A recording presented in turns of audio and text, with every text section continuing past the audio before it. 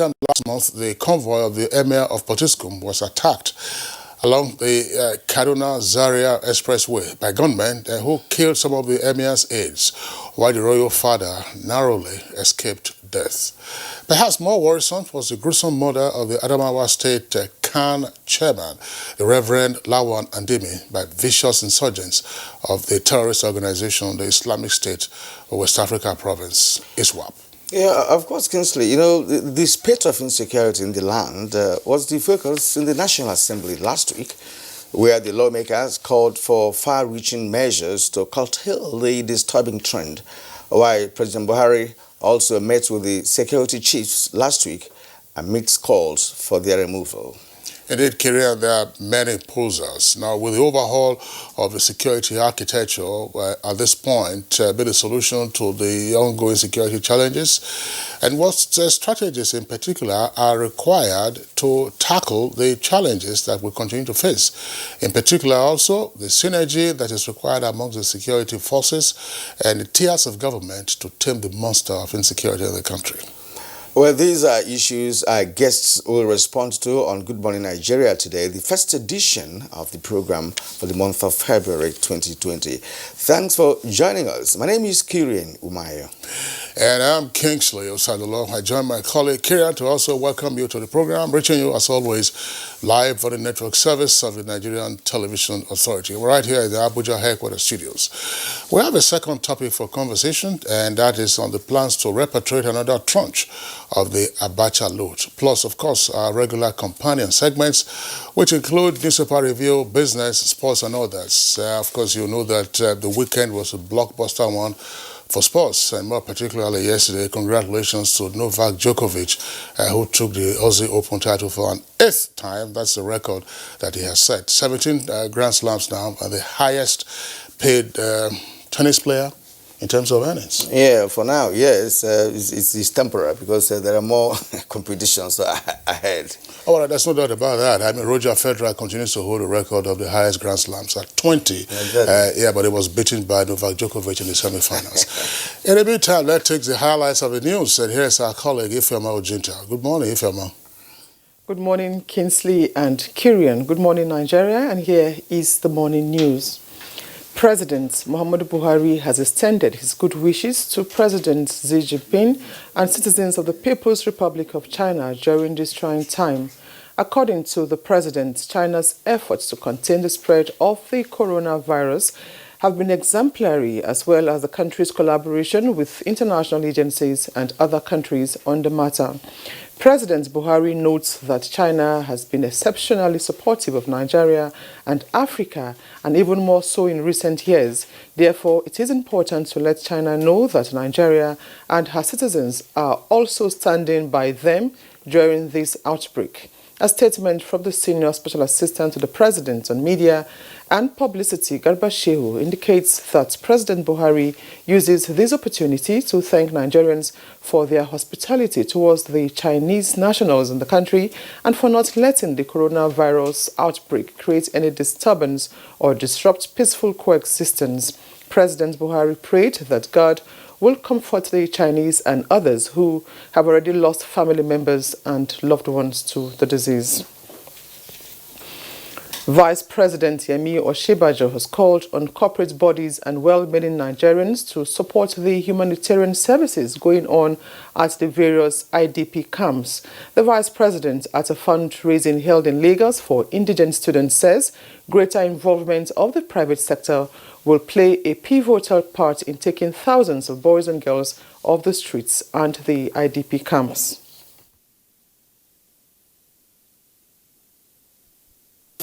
The tragedy of conflict and its outcomes in poverty and displacement is stark. Governments alone cannot handle it. So much more is left undone. So much more still needs to be done. There are still thousands, especially girls, in the camps, and some roaming the streets waiting for the second chance that only committed persons and organizations of conscience can offer. And so I urge you to join in that effort as soon as possible. As part of plans to reduce food wastage and engage headers for economic sustainability, the federal government is to establish 2 milk processing plants in Jigawa State this year. Minister of Agriculture and Rural Development Mohammed Sabo Nanono said this while on an inspection visit to food silos in Jahu local government area of the state. I am here to see our silos, which we lease to some companies. One, to see whether really they are doing the jobs that they say they are going to do. I have seen some semblance of it here. And we are reviewing all these concessions where the consignee has met all the necessary conditions, will allow them to operate. Those that have not, we are going to revoke and get them back to us. Breaking language barriers is one way the Nigerian Army is forging civil-military relations in various communities where operations are carried out. And graduates of the Indigenous Languages Proficiency Course 7 are already putting into practice their new acquired language skills. Credible and reliable intelligence, which on its part depends on the ability to communicate with the local populace. Effective communication on its part will require some level of proficiency in the local dialect of the operating environment. Ututu Omanu is then thank you, Eshiu, Adupe.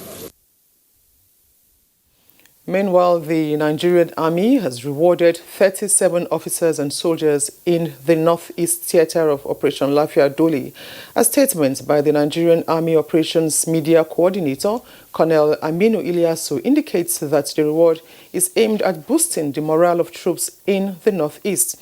Details of the award revealed that officers are to receive special commendation letters, while soldiers will be accorded promotion to the next respective ranks. Now, members of the Redeemed Christian Church of God nationwide held a peaceful procession to seek God's face in ending insecurity, incessant killings, banditry and kidnappings experienced across the country. The procession was led by the General Overseer of the church.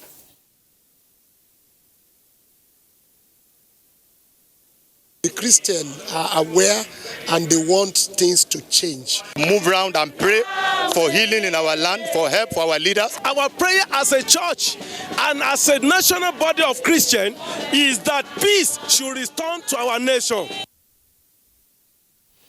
And that's the news for now. Good Morning Nigeria continues with Kingsley and Kirian after this break.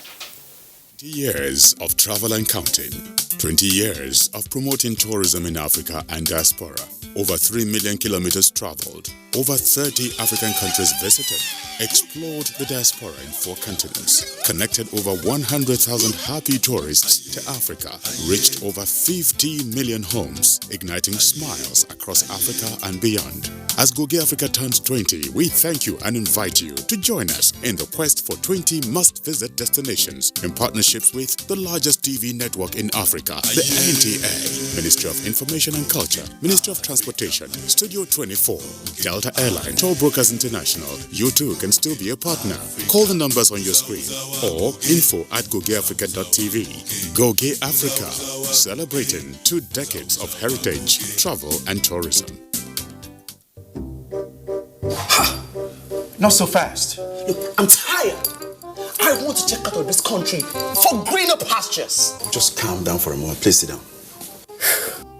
Do you have a job where you're going to? No, but someone is arranging, Listen, Alinko. Checking out of this country without proper planning means one thing. Unimaginable begin. You know, I've been in the diaspora, but legitimately doing great things at home and abroad. As I've been saying, without the proper footing abroad, the risk is not worth it. Listen, Alinko, it's better to be home than be trapped abroad or even end up in prison.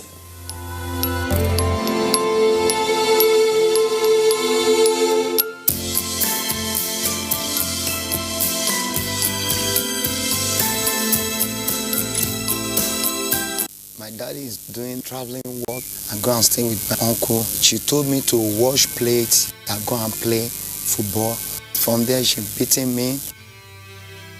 She go and find one throwing rope, tighten my hands and my legs. Say I want to be a stubborn boy.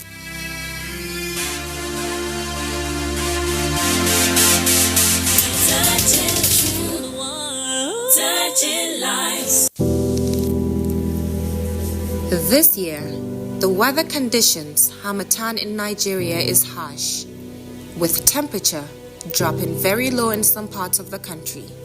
Many underprivileged children are exposed to these harsh weather conditions, putting them at risk to all sorts of respiratory infections with devastating consequences. We request well-meaning Nigerians to kindly donate warm clothing, blankets, beverages, soap, moisturizers, and other essential items for the benefit of these children. Get involved to support displaced and underprivileged children exposed to these harsh weather conditions. Powered by Aisha Buhari Foundation.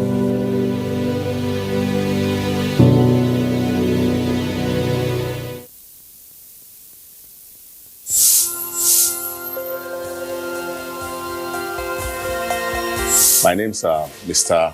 Muftau Abiodun Balogun. We started this business 4 years ago, and this is the production outlet where we do about 4,000 to 5,000 birds per day. With the closure of the border recently, we've been experiencing massive surge in demand. Our sales per day now is going to be between 15 to 20,000 birds. We needed to expand all avenues because of the multiplier effect it's creating. And the most interesting thing about this closure is that many of my farmers today are farmers we recruited recently, and they are young graduates. What the government is doing will lead us right. And I can tell you, if the government sustains this thing, sky will not even be our limit.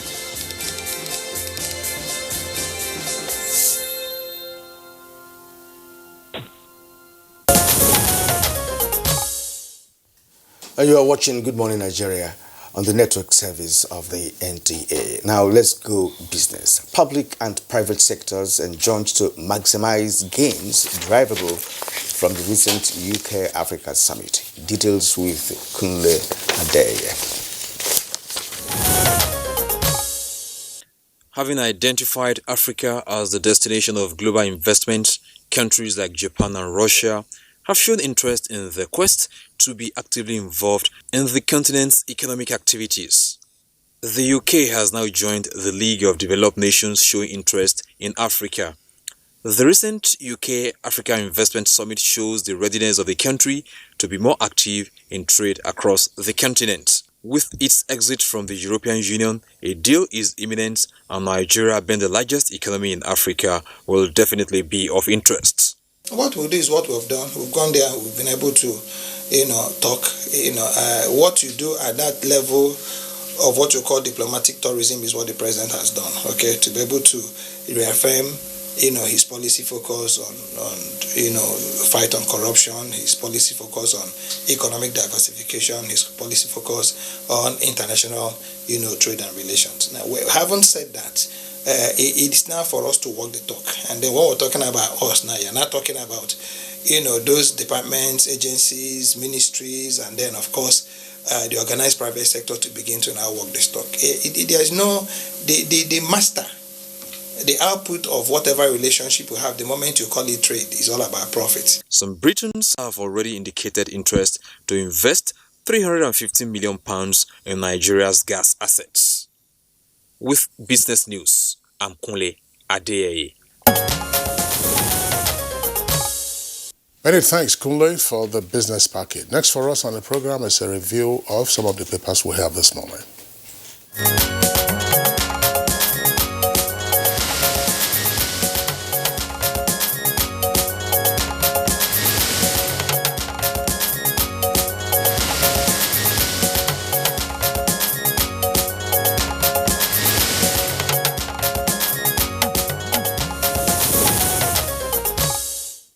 And now we have Bayo Atoyebi, our reviewer, here with us this morning. Bayo, good morning and welcome. Good morning, Kirian.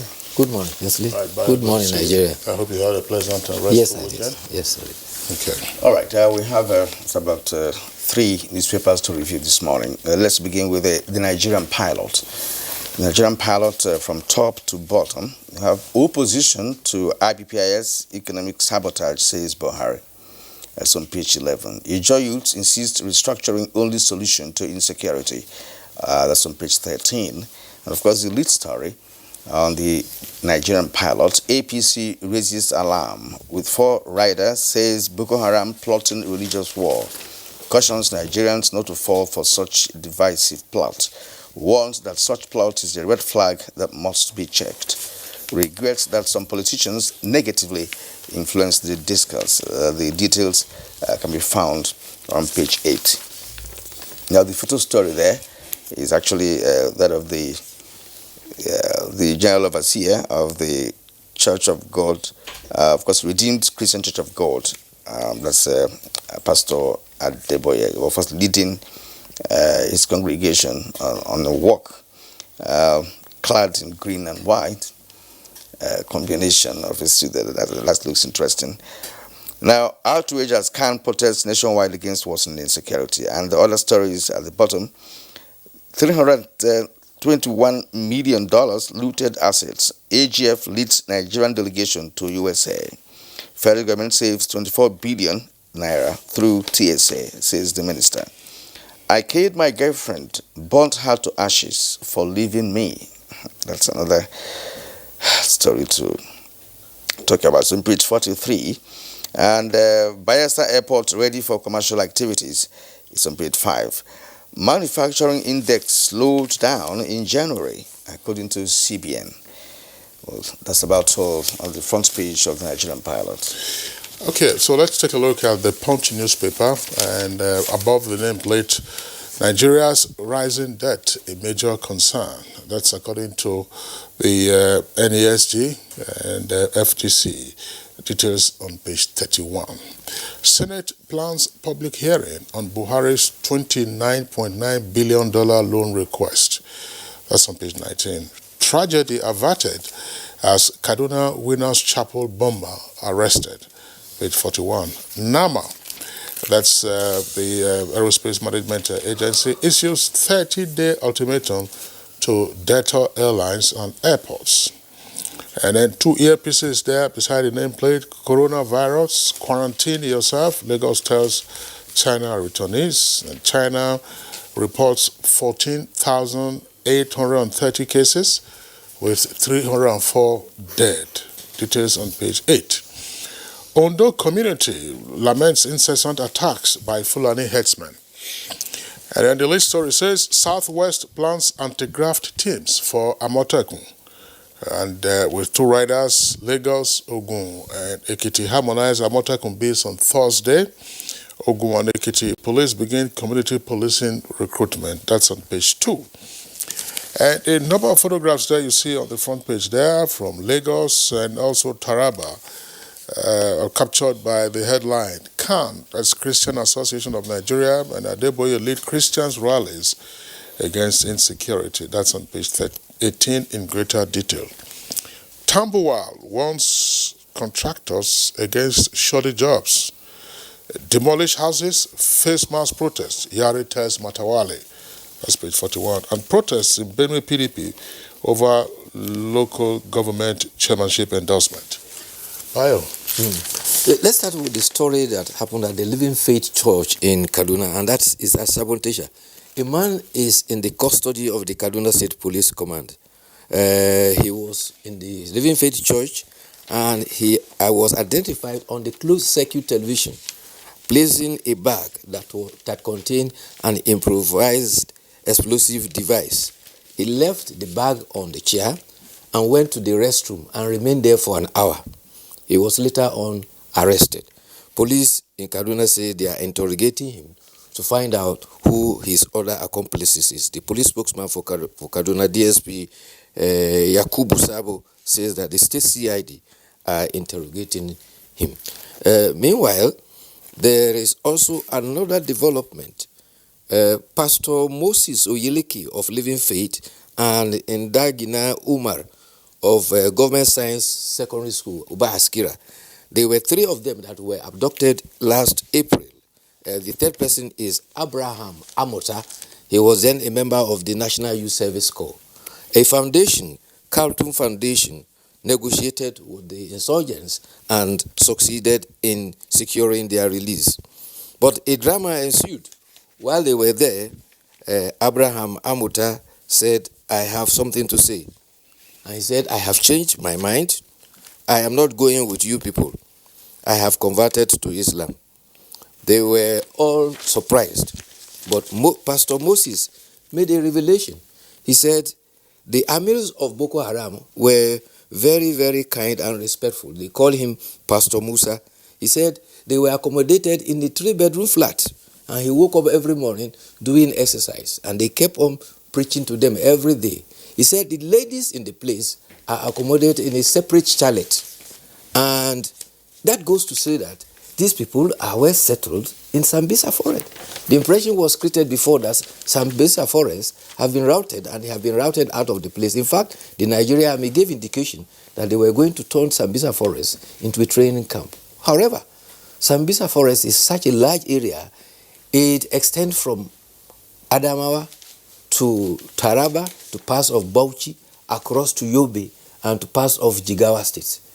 Some say even extend to part of Central African Republic. It's such a wide expanse of forest land. But the fact remains that these people are still having control there. Well, it's a revelation that Nigerians have woken up to hear upon the release of the 2 persons that accepted to return to Nigeria. There is this story also you read about President Muhammadu Buhari saying that the attitude of the Academic Staff Union of Nigerian Universities to IPPIS is one of sabotage. The Vice Chancellor of Nasarawa State University, Professor Suleiman Mohammed, has cautioned, and he says the federal government and ASU should please indulge in dialogue. And he says that the tendency always is that if dialogue is not entered into, the trend is that there will be threat of strike, universities will be shut, and at the end of the day, they will still come back to the dialogue table to discuss and reach agreement. So instead of things going out of hand, they should please sit down and narrow the differences between both parties. ASU met with President Buhari at the villa some weeks ago. So was that a war situation or was dialogue? Dialogue, but when you dialogue and everybody is maintaining their position, it means you are talking at each other, but you are not talking to each other and listening to each other and trying to reach agreement. The Vice Chancellor also pointed out that the Academic Staff Union is insisting that certain peculiarities of the university is not taken care of on IPs. And you recall also that the Office of the Auditor General, Accountant General of the Federation indicated that IPs is fluid enough to accommodate the peculiarities of the university, sabbatical leave and everything. But Academic Staff Union is saying that they want to resist being returned to what they describe as a public service system. See, all these things, we're just rigmaroling. You know, the actual fact is this, that a government cannot be paying you without having control of how the resources are utilized. It's a simple thing. And I don't know why they make it look so complex. If you have peculiarities, what government has to do is, okay, accommodate the peculiarities. We hosted the Accountant General of the Federation last week here, Kingsley and I, and he made it clear that it's just less than 30% of us members that are yet to key into IPPIs. So why going on strike when a good number of them have actually complied with IPPIs? So going on strike can never be useful. It can never help anybody, including the lecturers themselves. Right. The lecturers, the students are at the receiving end. So, I'm sorry. I think that's the point of blackmail that we would hear. They will say, oh, if they go on strike, then the academic calendar will be disrupted, XYZ. What is the purpose of going on strike? As Kirian said, the Accountant General of the Federation was our guest on this program last week, and incidentally, he and I were on set. And he did say that the Office of the Accountant General deployed staff to all the universities for over 2 weeks. The period was again extended and further extended. Exactly. And now that they have returned to base, and that whoever wants to enroll in the FPPIS has to come to them at headquarters to do so. Because at some point, when they were talking about registration, we said, look, why don't you deploy your staff, to the localities so as to reduce the pressure, on the staff, number of staff you had for that particular exercise. If over 70% of staff, have already enrolled, what stops the other 30% from enrolling? Exactly. How can that be a sufficient ground for you to say you want to go on strike? Right. Are you to determine how your employer will pay you? Yes. Let's go to the... Did you say yes? I wanted to talk about coronavirus. President Muhammadu Buhari has expressed the best wishes of Nigeria to President Xi Jinping in these trying times of coronavirus. He says in a statement that Nigerians share the anxiety and agony of China, and particularly that Nigeria and Africa sees China as its friend. Meanwhile, the World Health Organization has praised the initiative taken by China to arrest this novel virus. It is a pathogen that was never known, and the World Health Organization says the initiatives taken by China has limited the spread of the virus worldwide. But meanwhile, as at this morning, so far 17,205 persons have been reported to have been infected, and in China itself, the death toll is about 305. Canada has recorded 4 cases, Australia 2. The first death outside China has been recorded in Philippines. Other countries that have recorded incidences of coronavirus include Germany 8 cases, Finland 1, France 6, United Kingdom 2, United States of America, I think, where's US, 6 cases. There was a false alarm about the coronavirus in Nigeria. The Nigeria Center for Disease Control has dispelled that. There was a Chinese citizen who arrived the country, and his employers insisted he should go for a test as required by law. He went for test and he was declared all clear. So it is not true that that Chinese man who went for test has brought in the coronavirus. Yes, that's very interesting. But the angle I want us to take on this issue of the coronavirus is the fact that in Wuhan, China, many Nigerians are there. We had a report last week that just about 15 Nigerians. That I'm not sure is true, because I read from a student in one of the universities in that province, and she is saying that there are over 50. In Hubei province. Yeah, exactly. That is where Hubei province. Yes. Where the coronavirus originated. That is the very province we're talking about. Yes. And there are Nigerians there. There are students there, right? So, and they also talked about evacuation, which many countries embarked upon. The Nigeria has not done, with respect to the advent of the coronavirus in terms of evacuating Nigerians from there. She made it as a point. This is someone that is living in the area. In Hubei province. Yes. And there are 50 of them. Yes. But the city of Wuhan, where no, it's it talking about originated. Wuhan. No, it's talking about Wuhan. I'm Okay. talking about Wuhan province. Yeah? Hubei province. So, not Hubei, Wuhan itself, where the coronavirus was originally, detected. So that is the point. But for me, I read it and I was so curious about it, because when a student is talking about being assisted, in that kind of situation. Now you said, look, everything is risky. Going to class, going to look for food, going to even to get water, whatever you need to, any movement you have to make is risky based on the situation in that area. Yeah, because the city is on lockdown. Yes, lockdown. That's part of it. And the measures. I was watching one of the programs on one of the international channels. They said, look how people still manage to get by, in Wuhan. To get food and to get other necessary supplies, such as water, as you have indicated. And I think that until the Chinese authorities are able to overcome the spread of the virus, I mean, this is clearly worse than SARS that occurred in 2003. And the fact that a number of airlines have already now stopped their flights, commercial flights, in and out of China tells us just how serious the situation is. Well, evacuation is not all countries that have moved out their citizens. I mean, the U.S. has done that. Japan also took that step. I'm sure that others are adopting a wait-and-see attitude.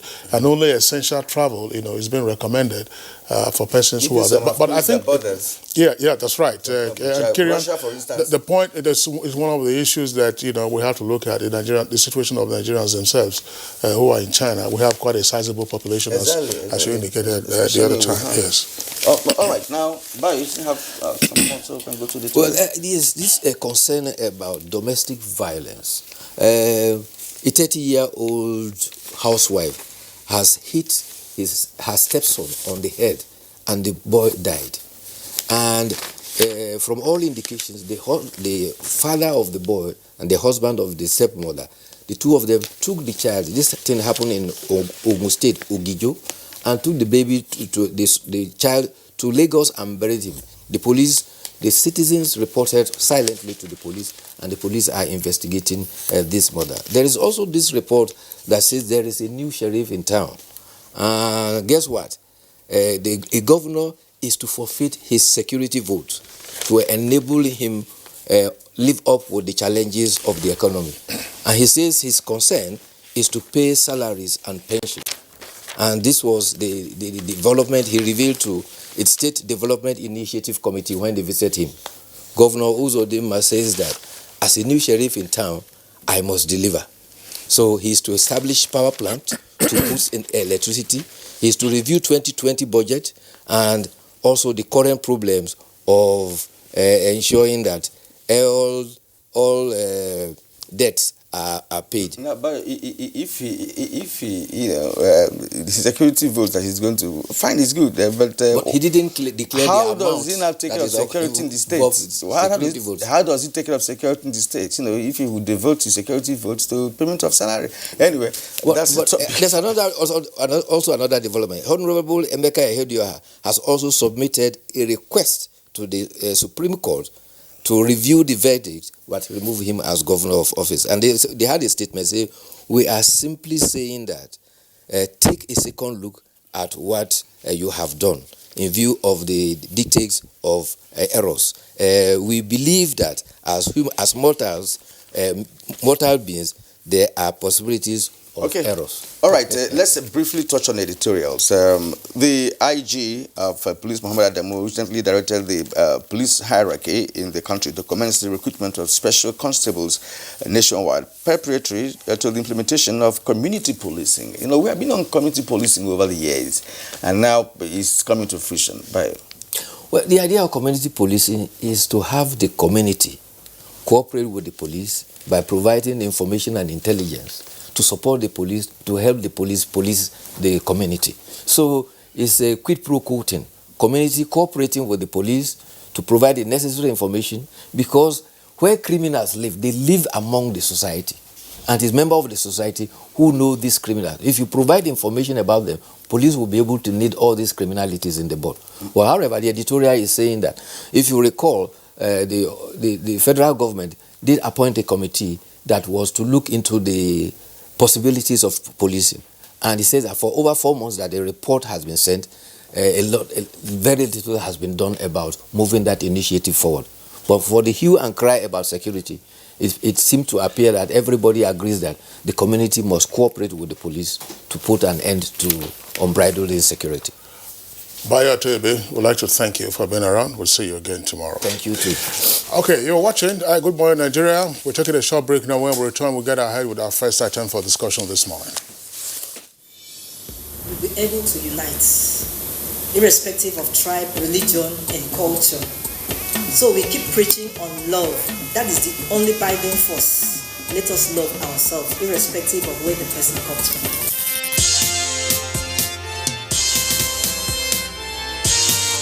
You are about to witness the commencement of the most stimulating and compelling contest on television.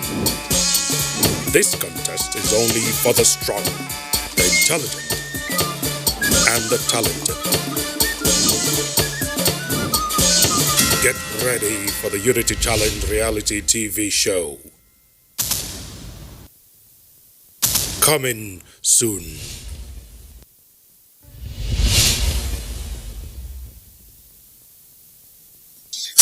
coverage and reporting require special skills which can only be acquired through training and experience. NTA TV College JOS invites sports reporters, administrators, commentators in the private and public sector to a special 2-week capacity building course on sports coverage and reporting skills in broadcasting. The course will equip participants with contemporary reporting skills for local and international sports and also expose participants to modern trends in sports commentaries, scripting, shooting, directing, and much more. Take advantage of the course to develop your skills and capacities in sports coverage and reporting. Date 17th to 28th February 2020. Course fee 80,000 naira only, accommodation inclusive. Running concurrently is a special 4-week intensive course on record management and registry functions. Participants will be tutored on modern techniques of record keeping and registry management. Date 17th February to 13th March 2020. Course fee 100,000 naira only. Accommodation inclusive.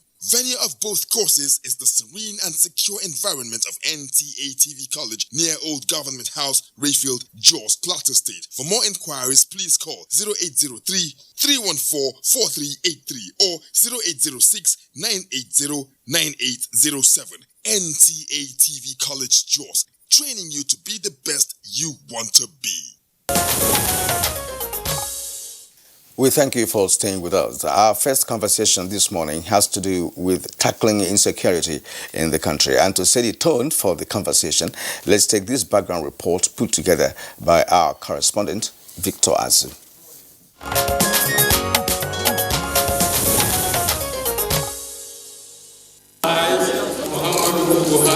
No doubt, at the inception of the Buhari administration in 2015, Nigeria was neck-deep into security challenges, chiefly insurgency. Having made tackling the menace a major campaign promise, the administration swung into action. At the peak of the farmers' herdsmen clashes, the leadership of the police was deployed to Benue State to contain the situation. In response to frequent occurrences of kidnapping, armed robbery and cattle rustling, especially in parts of Kaduna and Niger states at the time, the 1 Division of the Nigerian Army, Kaduna, also launched a special operation, Karamingoro, in collaboration with the Air Force, Police, Department of State Services, and Nigerian Security and Civil Defense Corps, NSCDC. In the same vein, the Nigerian Army commenced Operation Ayem Akpatuma, covering Benue, Taraba, Kogi, Nasarawa, Kaduna, and Niger states. Other arms of the military also weighed in with various operations, some of which have remained to date. In spite of all these measures taken, in addition to acquisition of military hardware, the security challenges remain, and this has led to disquiet across the country. In January alone, governors of the Southwest Geopolitical Zone felt compelled to launch a regional security outfit, Operation Amotekun, even though the action continues to generate controversy.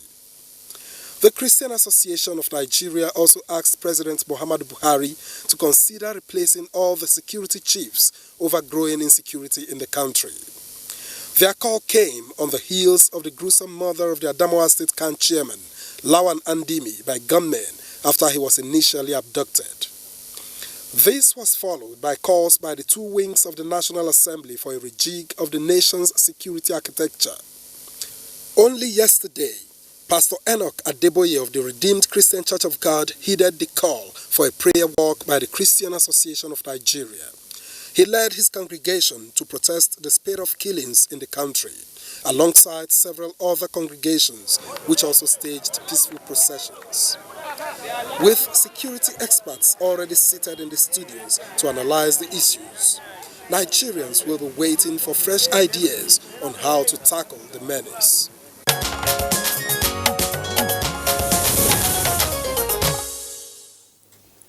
Thank you very much for that background. With us in the studios here are 3 guests who will be discussing this issue in further detail. First, let's welcome Deputy Commissioner of Police, Frank Umba, who is also the first Public Relations Officer. DCP Frank, pleasure to have you with us on Good Morning Nigeria. Thank you and good morning to our listeners. Also here with us in the studios is Honorable Abdul Razak Namdas, who is Chairman House Committee on the Army. Honorable Namdas, pleasure to have you with us on the program. Thank you so much. Okay. Good morning. And last but not the least, is a regular face on Good Morning Nigeria. It's a security risk management expert, Kabir Adamu. Kabir, pleasure to have you with us on the program this morning. Good morning. Okay. All right, gentlemen, you're welcome to the program. Now, the security challenge in the country appears to be multi-dimensional, considering the methodologies being applied by the criminal elements among us. And let us start by asking TCP Frank Mbal to let us know how worrisome is the security situation at the moment. I would like to start by saying, yes, indeed, we have a serious security challenge in our hands. But for us, we are employed basically for moments like this. It's a trying time, not just for the security agencies, but also for us all as citizens. The truth about life is when one part of the country is under siege, it's when one part of the country is disturbed, the entire country feels the pain. So for me, yes, indeed, there are security challenges. But again, if you also look at the policing dynamics in the country, you will also understand that that's not the first time we've had a spike in criminal activities. And the law enforcement agencies will always come around to bring the situation down.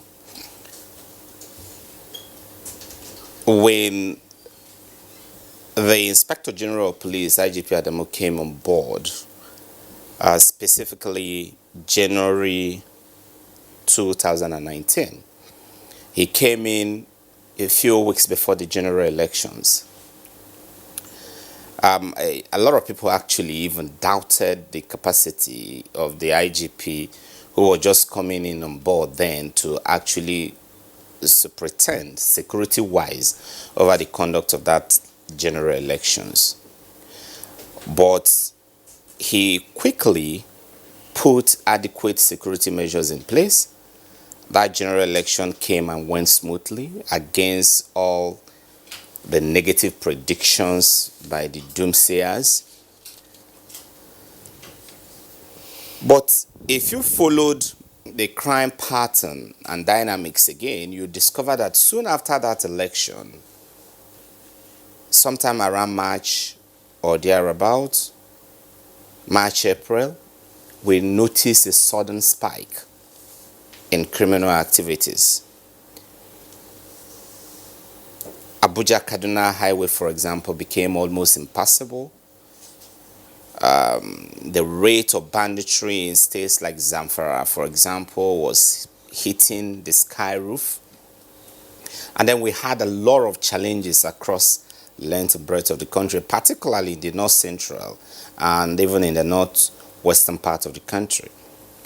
The police management team led by IGP Adamu had to quickly take a second look at the security arrangement across the country, and that led to the birth of Operation Pofada. The security architecture was quickly rejigged, and largely Operation Pofada, which was as at that time designed to retake the space, the public space, from the control of the criminals, largely met its fundamental objectives.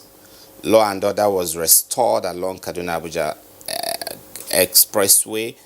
Birnin-Gweri also had some sense of respite, and the situation in Zamfara was quickly stabilized and normalized, and normal economic and social activities began to blossom.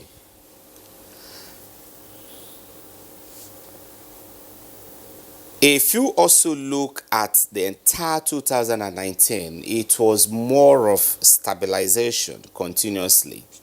And by the end of the year, we had statistics that looked quite impressive.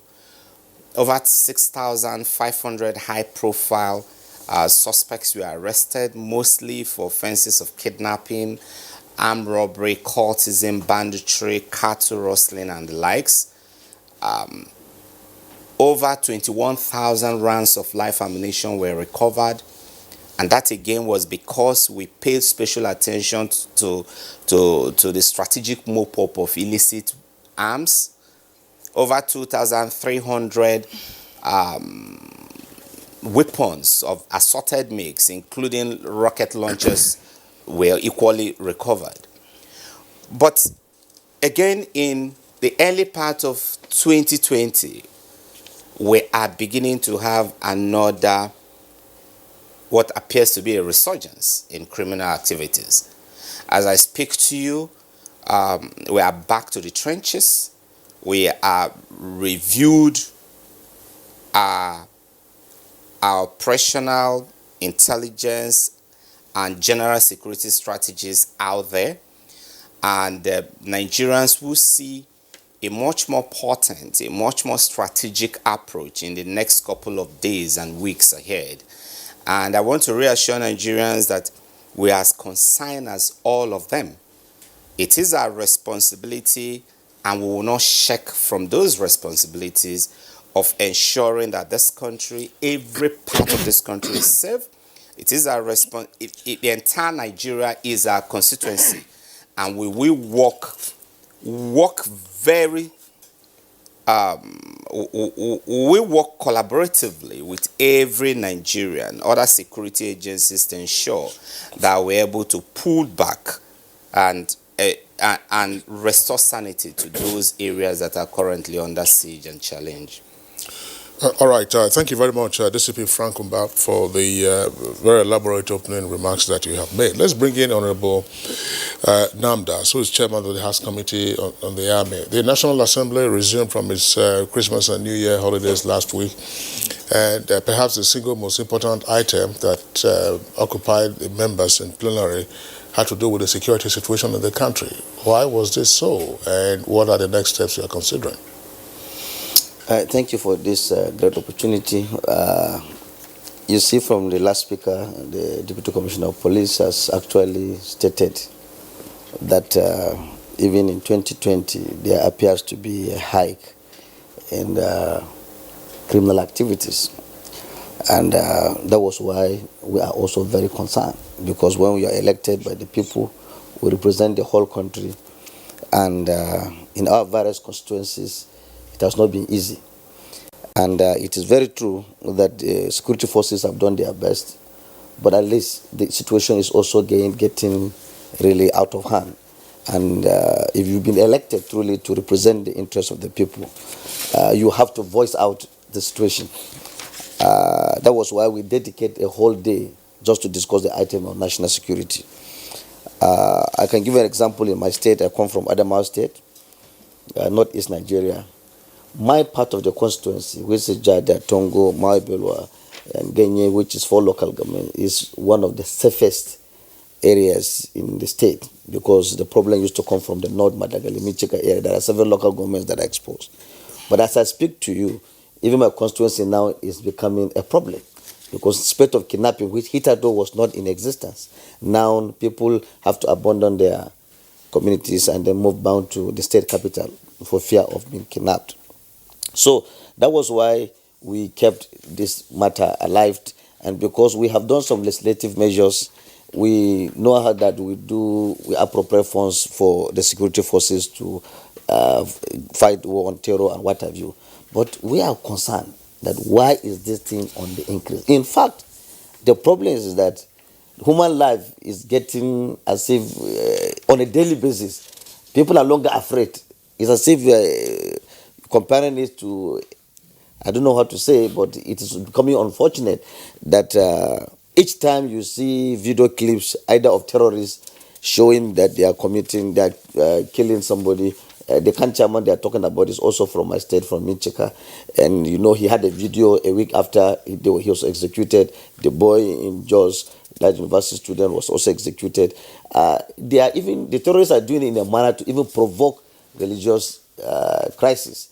And that is why we are afraid of. And that was why on the floor of the House, certain measures were taken.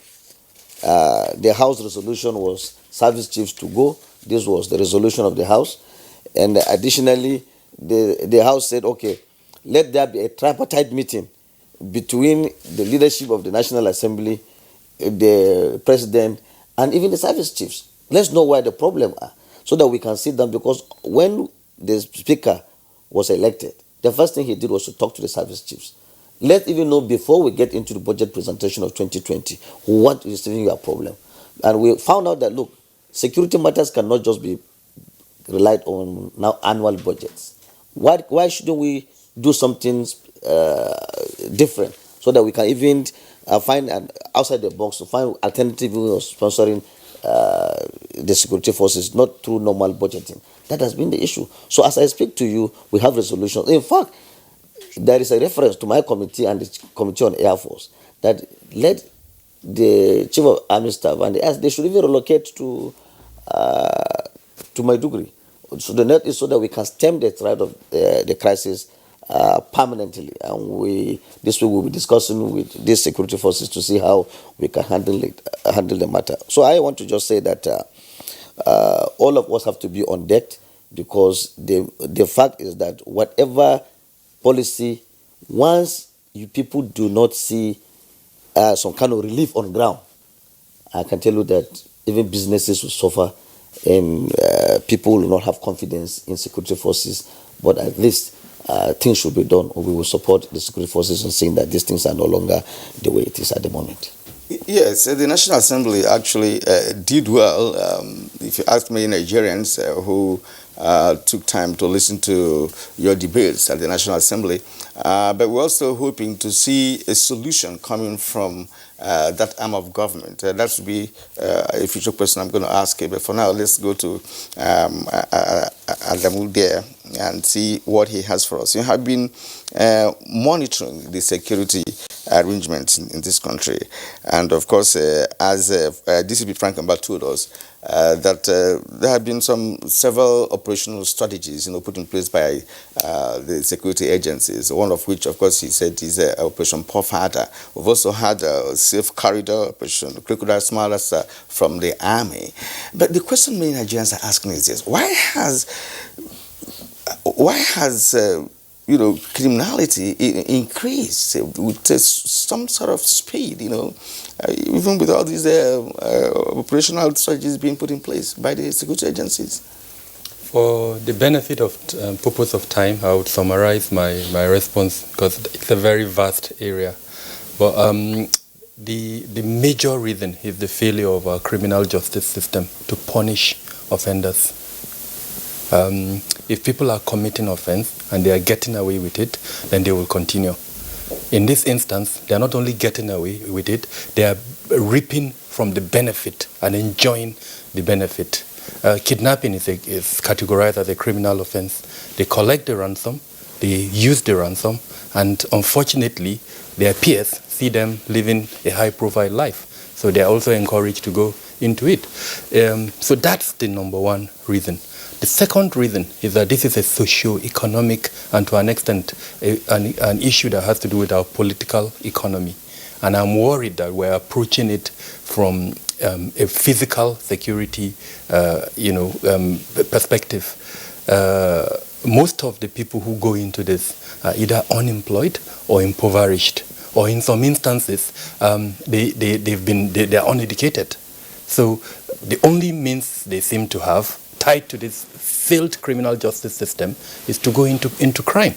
And then, of course, the one that worries me, that gives me sleepless night, is our inability to mop up the small arms and light weapons that are in circulation. And to that extent, I'm happy we have a honorable member here.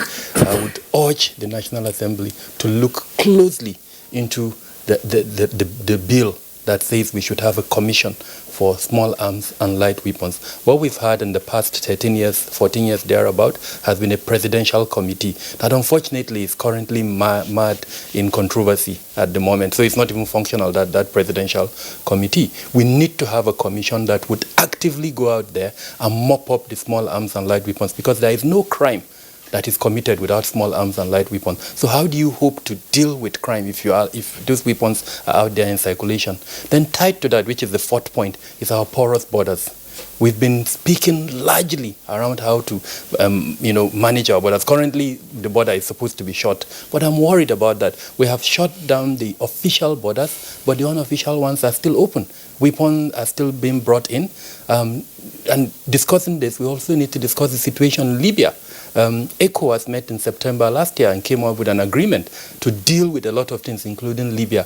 That agreement is yet to be implemented. Nigeria, given its role in the sub-region, we need to spearhead the implementation of that agreement by ECOWAS so that the Libya issue is tackled clearly, because most of the weapons, just last week a report came out by one institute, and it clearly showed that most of the weapons being used, especially in the case of banditry and then farmer harder crisis, is coming from Libya and Turkey and one other country. I can't remember the third country. So there are documented evidence of where these weapons are coming from, and they are coming from outside Nigeria. They also indicated, and I say this with all sense of responsibility, the armory of our security agencies is another source of supply to these bandits and the other criminals that are involved in this. So what measures, and that is why that commission I spoke earlier on is very important. It will help our security agencies in terms of improving their standards of weapon handling, so that these weapons are kept safely and they don't go into the hands of criminals who will use them.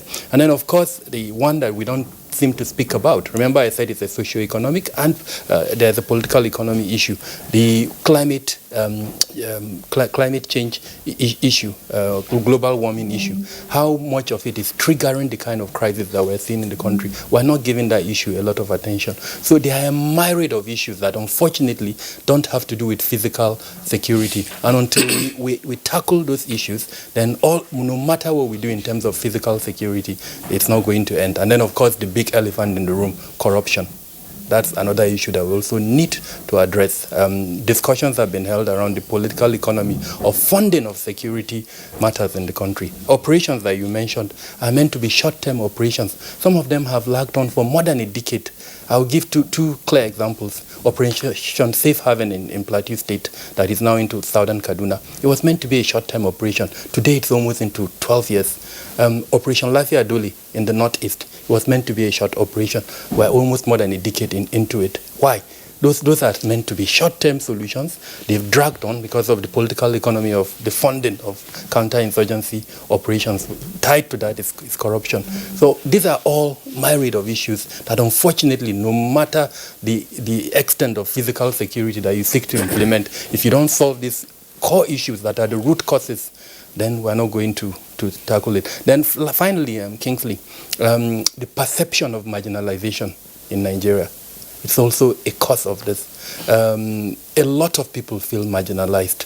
So if we do not seek ways to address that perception of marginalization, unfortunately, we'll continue to tackle with these issues. I just wondering, I want to stick with you, Kabir Adamo, on the basis of the number of points that you have raised. Some of them, of course, will also ask the Force Public Relations Officer to respond. Let's take, for instance, the flow of illicit weapons, where Libya, which has been in perpetual crisis since at least 2011, after the fall of Gaddafi, has been identified as a source of illicit weapons into Nigeria. I just want to ask, Egypt is nearer Libya. It will have to pass through at least, I think, Sudan and Niger or Chad before you get to Nigeria. Why, therefore, do we have a situation where Nigeria is an attraction for suppliers of these illicit weapons, and then find this place what some may regard as a gangster paradise with the kind of criminal activities, a broad range, kidnapping for ransom, banditry, just plain robbery, assassination, and all that. And in the meantime, yes, Egypt has its own security issues, but the kind of criminality that we find in Nigeria, we don't find those kinds in Egypt, which is next door to Libya. For the simple reason of the forces of demand and supply, there is a demand in Nigeria. And unfortunately, with all sense of responsibility, I put most of the blame in the hands of our politicians. The DCP made reference to the fact that immediately after the elections, we saw a spike in criminality. Who has the money to arm, thugs, as it were, for not I call it a conspiracy of silence. We all know that thugs, young thugs, are unfortunately being used as non-state actors in terms of influencing sometimes the outcome of elections. And I mean, I'm quoting almost verbatim the chairman of INEC just before the Kogi and Bayelsa elections. He actually warned that he is aware that thugs have been contracted and either to influence the outcome of the elections or to disrupt the elections. So it's a fact. This is happening. So bottom line, there is a market in Nigeria. Two reasons. Firstly, because of the security challenge, our population is another issue. We have a huge population. Then we also have a very wide, unpoliced border that allows, unfortunately, the importation of this. And by this, I don't mean just the land borders that are the unofficial ones, air, and unfortunately, our sea ports too. Corruption plays an issue where we're all living witnesses to several times in the past where certain items have been discovered. Till date, most of these cases, we've not had their conclusion. So that deterrence element that I mentioned in terms of prosecution of offenders is still out there, unfortunately. Okay, thank you indeed. Kinsler, I was going to actually point the fact that from what he has giving us, let's not forget that we had election 2015 in 2019, and during elections, you talked about demand and supply. During elections, the thugs that operate in this country, some of them are armed, and these armed are paid for by those who hired the thugs to do that. So when you talk about the demand aspect of it, it is a reality. We have just done an election, and some of the weapons used in those elections are still in circulation. They're still in circulation. All right. So we'll get back to other elements, concerning that. But for now, let's introduce our guest in Lagos. We've been able to establish link with our studios in Lagos, where we have Captain Ali Omar, who also happens to be a security expert. Captain Omar, good morning, and welcome to the program. Good morning. All right, I believe you have heard listened to some of our guests here this morning. Our guests from the Abuja studios.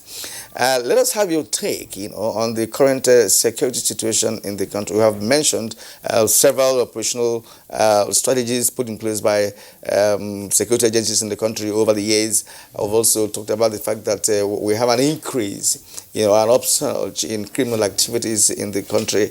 How do you make your own assessment of that? Well, for strategies, we all know they are not working.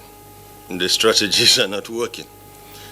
To my assessment of the situation as at the moment, let's look at it on a demand and supply scale.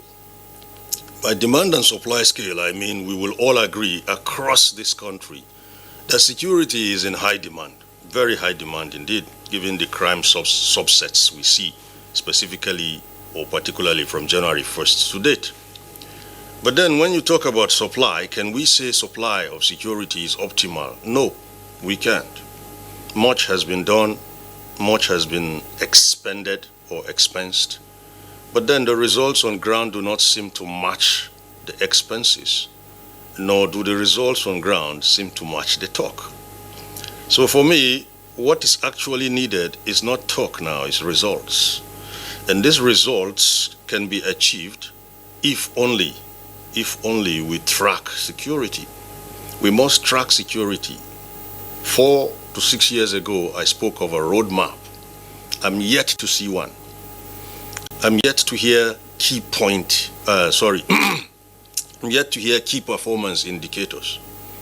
The only key performance indicators we're getting right now is the feedback we're getting from the public.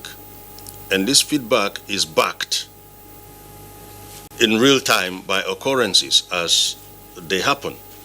So basically what we're seeing in the country is a situation where there is more demand for security in the past 1 decade, despite all, than the supply to date. That's my take. All right, Captain Aliuma, of course, a regular face on Good Morning Nigeria. We'll return to you so that we'll take the other guests back again to DCP Frank Mbap. DCP, again, we've also had the benefit of your presence on our program to discuss security issues. And I recall, as you also pointed out, that at some point last year, you were quite enthusiastic in reeling out the figures of bandits who had been picked up, especially along the Abuja-Kaduna highway, and how there had been a dramatic decline in the number of incidents recorded with regard to robberies and all of that, and even some non-kinetic measures were deployed in Zamfara for the engagement of the bandits, and part of which also extended to Katsina. But again, as you have pointed out, there suddenly seemed to have been a dispersal of these criminal elements. I mean, Boko Haram is there. Bandits and kidnappers, they are all around the place one more time. Of the hundreds, if not thousands of persons that the police arrested, what do we know about their SES, that is the socio-economic status?